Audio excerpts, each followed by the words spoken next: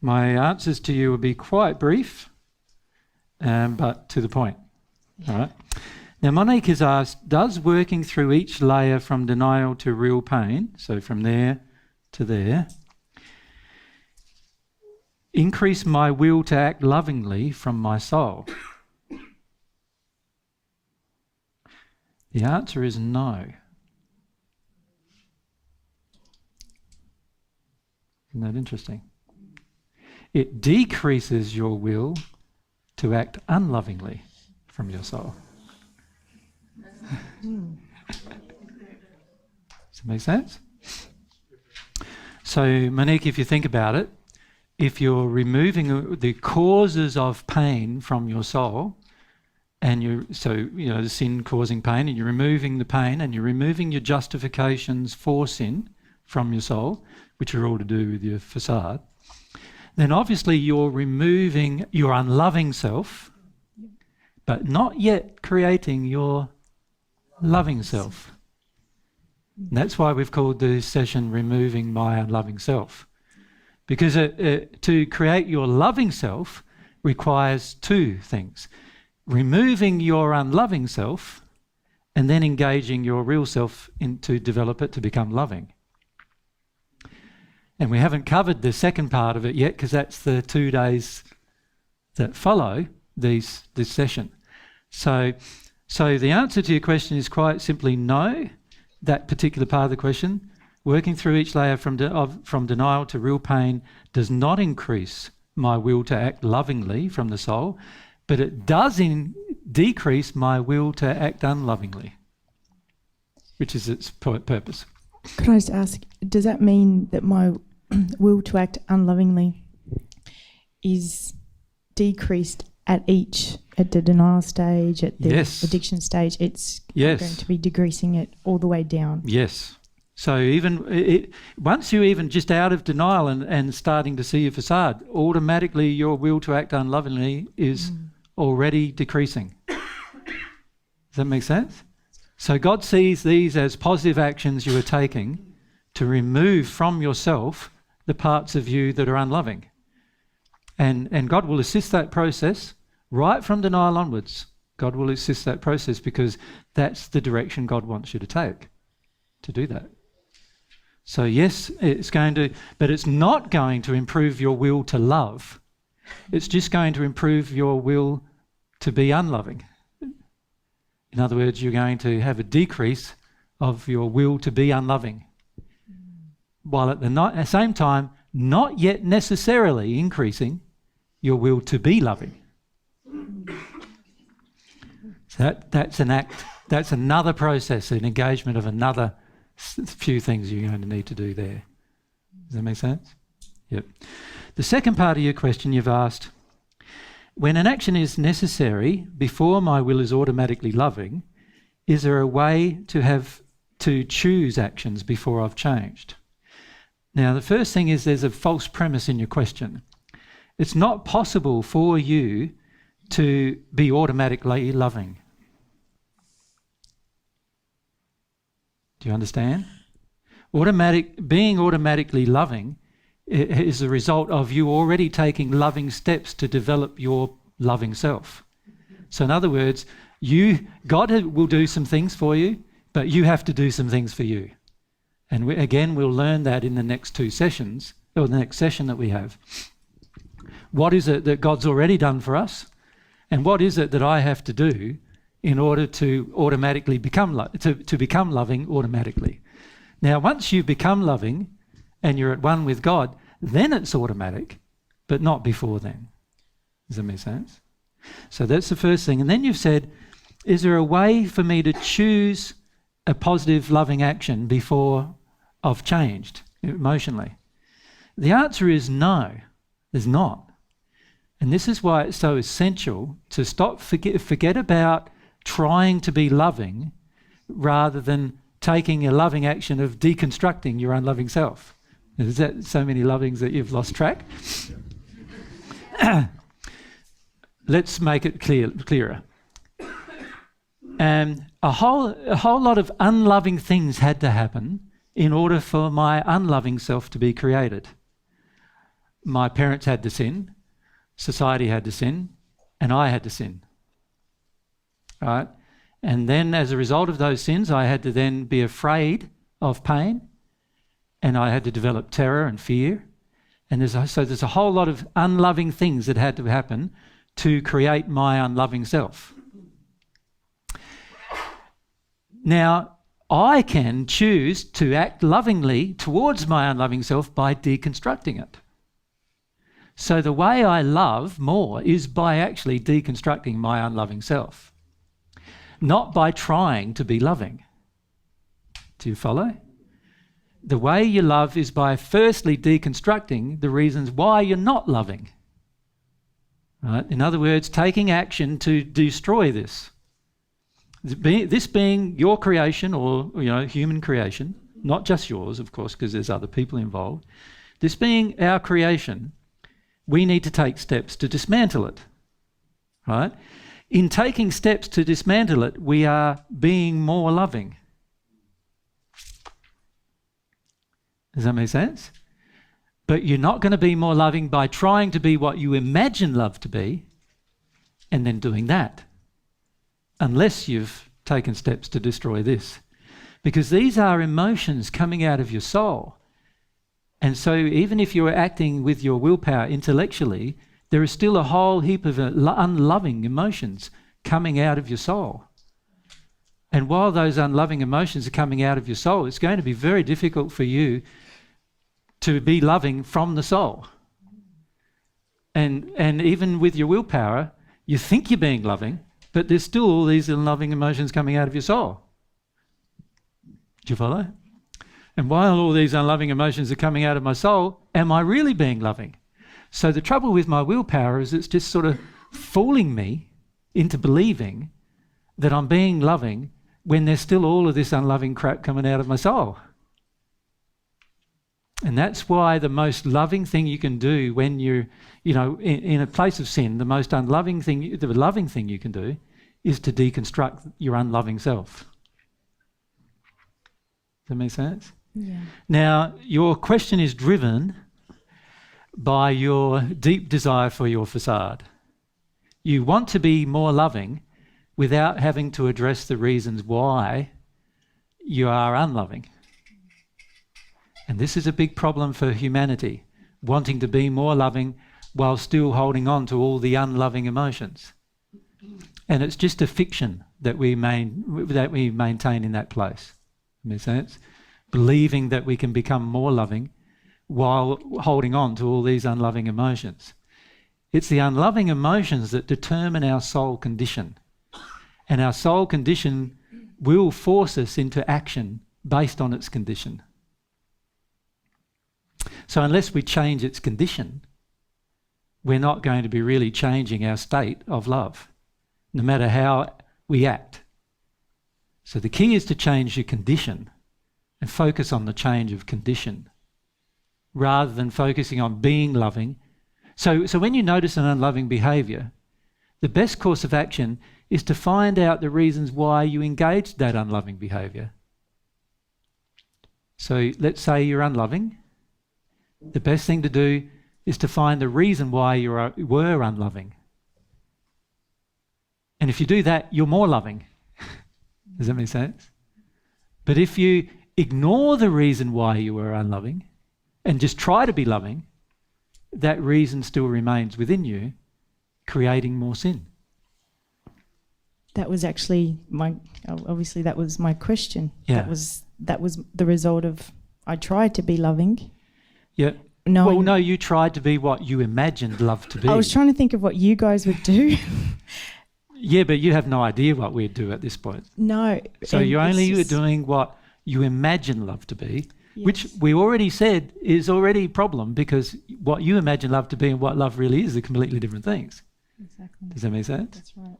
So that's a big problem. When you try to do what you imagine love to be, you are actually frequently sinning. Yes. Because what you imagine love to be is different to what God knows love is. Right? Yeah.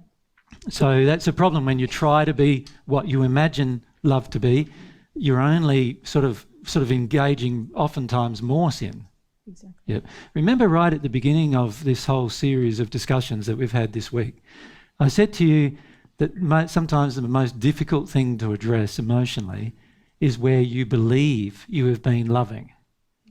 And somebody's trying to tell you that you're not, but you believe you are. That's really hard. And that's what you've been doing a lot, engaging what you think love would do, with using your willpower without removing from your soul what you actually do. Does that make sense? Now, the most loving thing you can do for yourself and the most loving thing you can do for other people is to remove your unloving self. At least then you're neutral to love, not always being unloving, you're neutral to it.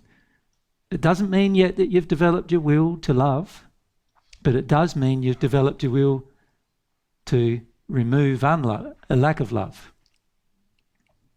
Yeah. Could I ask anything more on that? Yeah. In that situation, it was imperative that it was necessary that I acted in that I needed to take an action. Yep. And you're right that I tried to do something, and I guess I was fooling myself into where I thought what I actually wanted to do was I thought I wanted to feel through my law of attraction, or what? Whose law of attraction? God's law. What it was your bringing soul me. is attracting. Yeah. Yeah. To show me. But then I had negative laws of attraction coming that There's showed no such thing as a negative law of attraction. painful laws of attraction. There's no such thing as a painful law of attraction. All of God's laws are loving. None of those cause pain. It just showed me that I wasn't actually loving. Can you see even in the question you're asking, there's so many errors I'm having to correct. And this is the problem, you see, is you imagine you know. And in the process of imagining you know, you're not then open of what you don't know. You see what I'm saying? When you believe, remember we talked about that in the first group feedback. Imagining you know things that you don't actually know causes a big problem for you. And you're doing that quite frequently. Even with the law of attraction, the language you use about the law shows you don't know the law very well. Does that make sense? Yeah. Yep. And we'll talk more about that law, and it's not going to be much that we talk about because there's so many other things to talk about with regard to law as well. But the reality is all of God's laws are loving. There are only good consequences from every attraction. That's why, and even what you believe is a bad consequence, like an accident, is actually a good consequence from God's perspective because it makes you aware of something being wrong, right? None of God's laws have negative consequences in the sense that they only have negative consequences in our opinion. It's a bit different, right? And our opinion is when I break a law and there's a reaction, then I think that's a negative consequence. But the reality is from God's perspective, he wants that to happen because that's a positive consequence, informing you that there was a problem that's threatening your very existence. You see, you remember I said yesterday that all of God's laws, all of them, support your very existence. So the law of attraction is there to support your existence. Without it, you would not exist. You could not exist, in fact, without the law of attraction. Most people don't realise that. Without the law of cause and effect, without the law of attraction, without the law of gravity, you would not exist. Now, there's a whole series of laws that are there to help you exist. Law of attraction is one of them. If the law of attraction wasn't working in your body, your whole body would just fly apart. You'd be dead in an instant. Okay. So it's a great thing. You got the law, right? Keeps you together. Keeps everything functioning and working. All right? It makes the amalgamation of your body and the way it works. Right? Even just that one law. So without the law, your very existence is threatened. So there's no such thing as a negative law of attraction or a negative law of repentance or a negative consequence from any law. There's consequences based upon breaking the law. So the negative consequence comes from breaking it, not from living in harmony with it. Yeah. Do you understand? Yeah. And I guess maybe I saw it as negative because I was deluding myself that I was actually taking positive action. Correct. And that's my issue. Correct. I'm off the board. Like I'm not even I'm not even seeing most of the time that I'm in denial. Like you should. Yeah, you're calling something a negative law of attraction. And I'm saying, no, you only get a negative event from the law of attraction if you break the law, not if you're in harmony with it. Mm-hmm. So if you break the law, certainly there will be a penalty of some kind. Does that make sense? Yeah. Just like if you break the law of gravity, there will be a penalty of some kind. It's no different. So that's a good thing to then show, well, actually I was in denial about my motivations. Yeah. And then what you said, just look at what's my reason. Remember, I also said yesterday, God's law, it wasn't yesterday, it was probably 2 days ago now, 3 days ago. But I said God's laws all look at your attitude, your attitudes, your emotions to things. You know, human law doesn't do that. Human law just is arbitrary. God's laws are all looking at the different emotions that you feel and trying to correct them and bring them into harmony with love. So every action of the law of attraction is to try to assist you to become more loving, right? That's its role. And not to just be more loving in terms of your action, but to actually become more loving in terms of a being, in terms of how you are internally. Does that make sense? Yeah. And many of you believe that all you have to do is act a certain way externally and everything's better. And in fact, your question suggests that. And what I'm suggesting to you is that no, to actually become more loving, we're going to have to be more loving. That's the only way. It's not an action that you take, although there will need to be actions taken in order to release the unloving behaviour and get more loving. But it's not the actions that matter, it's the being, the condition. So don't believe that willpowering yourself through things is going to change your condition, because it doesn't. And you want your condition to change. You follow? It's the condition that needs to change here. And all of God's laws that are helping you on the way are all about changing your condition, which is actually about changing your character and your attitudes with regard to love, in comparison to love, from God's perspective. Not about changing your mind and doing something different, because that doesn't change your condition. And therefore, the condition of love inside of you does not change. So we've got to give up this concept that I can act differently and be more loving. You are either not loving or more loving based on what you are in your state, not on what you act. Although actions can cause even further degradation or further improvement. The reality is the condition of your soul has to be changed in order for your condition of love to change. Yeah. And willpower is not going to accomplish that. Yeah. Does that make sense? Yep, perfect. Yeah. Could I ask a clarifier? Sure, you can. On something? Yep. Just on, say, with superiority, we know that's an issue.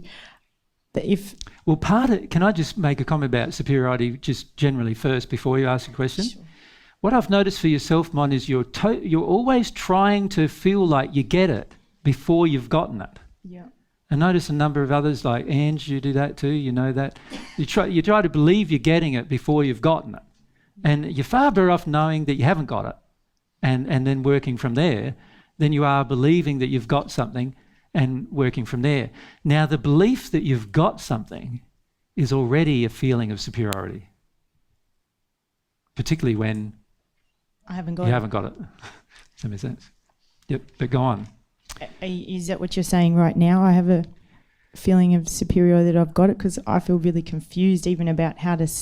I feel really confused about even how to start in denial about my superior. Like I started to see... this is a better place than you have been. What I'm talking about in the past, the last few years, and what I've observed since I've known you, which is how long have we known each other now? 6 years now. 6 years.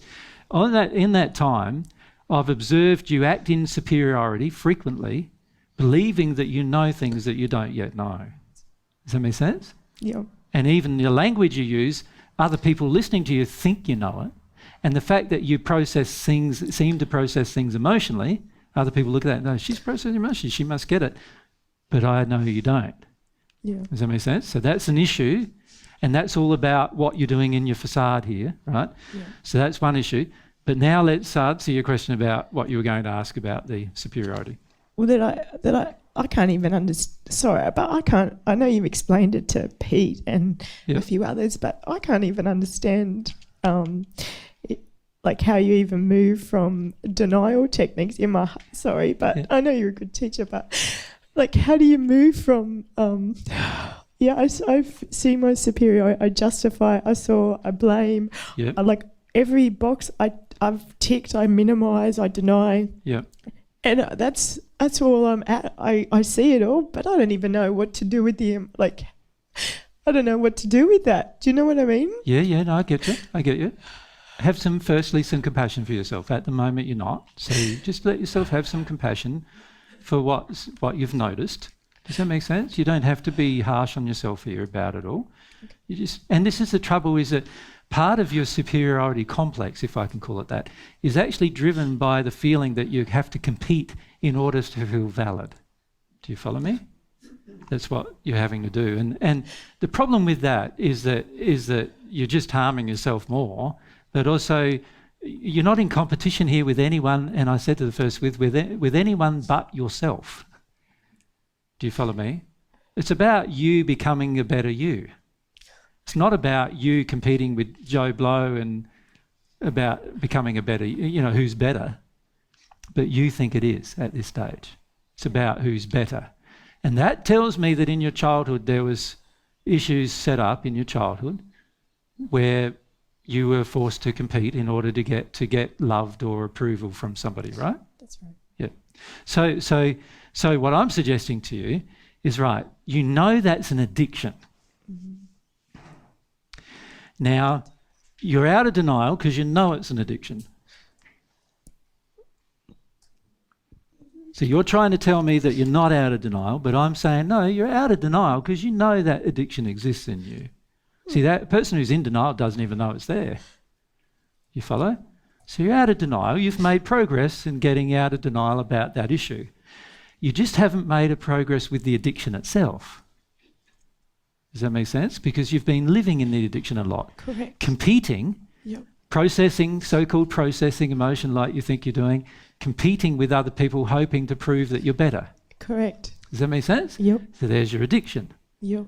Right? So what you do is you need to feel that addiction. Remember we talked about this in 2014 group about feeling the addiction, seeing that it's a sin. Yeah.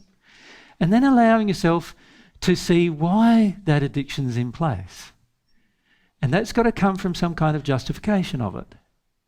Why is there a need to compete in order to prove yourself? So that's where I'd spend my time if I was you. Why do you need to compete in order to prove yourself? Right. And that's a lot to do, isn't it, with how you were treated when you were children? Both you and Renee? Renee, yeah. Yeah. Definitely. Yeah. And who set up the competition? My dad. Exactly. So then you get a teacher who's teaching divine truth, and what do you want to do? I've been dreaming about coming here, proving to Dad that I've processed all this emotion, and then Dad tells me day one that I haven't changed, and that sent me into a meltdown for the last 3 days. Exactly. I just wanted to get the love. Right, I just want to get your love or someone's love and just be like... Yeah, but see, my love is there for you already without you needing to do it. That's why I've spent time answering your questions and whatever else, is because I love you anyway. You don't have to do that for me. And you don't have to do it for God either. God loves you already. A lot of this is what you're doing, you need to do for you so you can be happy. Does that make sense? Yeah. Yep. So my feelings are, this is a big addiction you've had in play now for 6 years or so. We've talked to you about it before, but you didn't want to believe it. No. Does that make sense? And now it's great because at least now you can feel it's there.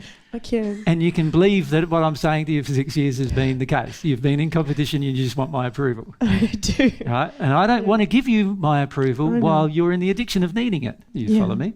And you even act lovingly to actually expose that on day one, which then I really felt helped a lot to see that that's... But it's a huge addiction for you.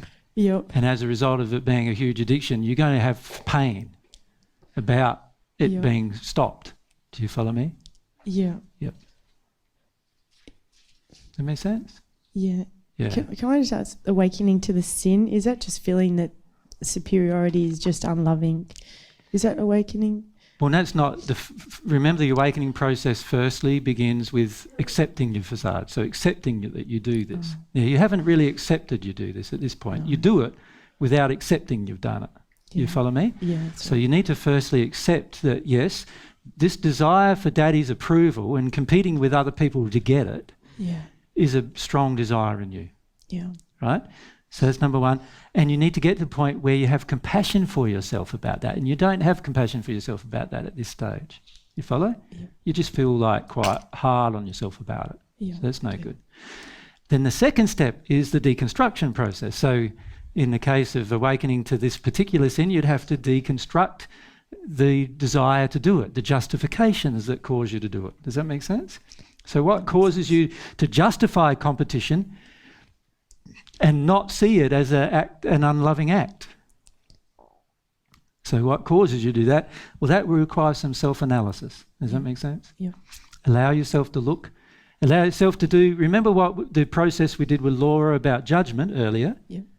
Do the same process for yourself about this issue of the desire for superiority in order to prove yourself to daddy. Yeah. So you write down similar issues. You can write down what you believe you're going to get, how you believe you're going to get it, what you've been doing.